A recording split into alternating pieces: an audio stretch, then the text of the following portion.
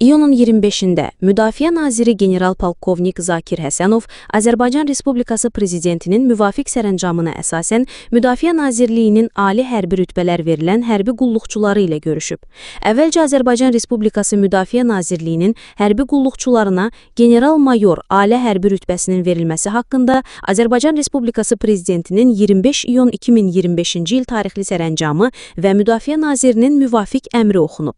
Hərbi qulluqçulara ali hərbi rütbələri təqdim edən Müdafiə naziri onlara Ali Baş Komandanın təbriklərini çatdırıb, gələcək xidmətlərində uğurlar arzulayıb və tapşırıq və tövsiyələrini verib.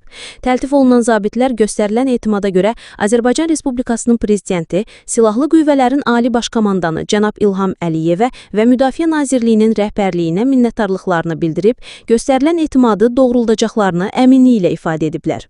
Ən son yeniliklərdən xəbər tutmaq üçün kanalımıza abunə olub, bildirişləri açmağı unutmayın.